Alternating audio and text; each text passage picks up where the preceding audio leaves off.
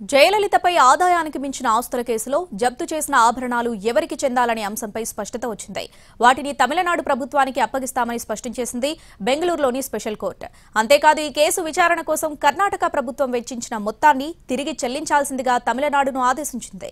జయలలిత అక్రమార్జన కేసులో కీలక తీర్పు వెలువడింది. జయలలిత ఇంటి నుంచి స్వాధీనం చేసుకున్న బంగారం, వజ్రాభరణాలతో పాటు విలువైన వస్తువులు తమిళనాడు ప్రభుత్వానికి చెందుతాయని తేల్చి చెప్పింది.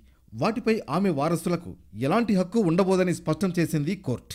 1996లో చెన్నైలోని జయలలిత ఇల్లు పోయిస్ గార్డెన్పై సిబిఐ రైడ్ చేసింది. ఆమె ఇంటి నుంచి పెద్ద మొత్తంలో నగలతో పాటు విలువైన వస్తువుల్ని స్వాధీనం చేసుకున్నారు అధికారులు. ఇందులో 28 కేజీల బంగారు ఆభరణాలు, 2 కోట్ల రూపాయలు విలువ చేసే వజ్రాలు, 800 కేజీల వెండి వస్తువులు ఉన్నాయి. అవి కాకుండా 91 చేతి గడియారాలు, 10,500 ఖరీదైన చీరలు, 750 జతల చెప్పులు, 500 వైన్ గ్లాసులను సీజ్ చేశారు సిబిఐ అధికారులు. వీటి నికర విలువను 900 కోట్ల రూపాయలుగా లెక్కగట్టారు. 2003లో జయలలిత కేసును తమిళనాడు నుంచి కర్ణాటకకు బదిలీ చేసింది సుప్రీంకోర్టు. అప్పట్నుంచి జయలలిత ఇంటి నుంచి స్వాధీనం చేసుకున్న విలువైన వస్తువులన్నీ బెంగళూరులోని సిబిఐ స్పెషల్ కోర్టు ఆధీనంలో ఉన్నాయి. 2014 సెప్టెంబర్ 27ను తీర్పు చెప్పిన స్పెషల్ కోర్టు జయలలితకు 4 ఏళ్ల జైలు శిక్ష విధించింది. 100 కోట్ల రూపాయల ఫైన్ వేసింది. జయలలిత నుంచి స్వాధీనం చేసుకున్న విలువైన వస్తువుల్ని reserve bank of India RBI ద్వారా వేలం వేయాలని స్పష్టం చేసింది.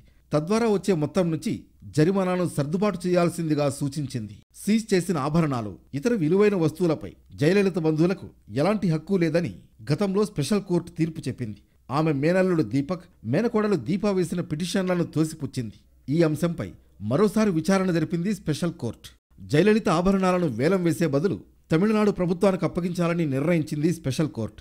ఆభరణాలను తమిళనాడు ప్రభుత్వానికి బదిలీ చేయాల్సిందిగా అధికారుల్ని ఆదేశించింది. తమిళనాడు ప్రభుత్వంలో కార్యదర్శి హోదాలో ఉన్న అధికారి పోలీసులతో కలిసి వచ్చి ఆభరణాలు తీసుకువెళ్లాలని స్పష్టం చేసింది.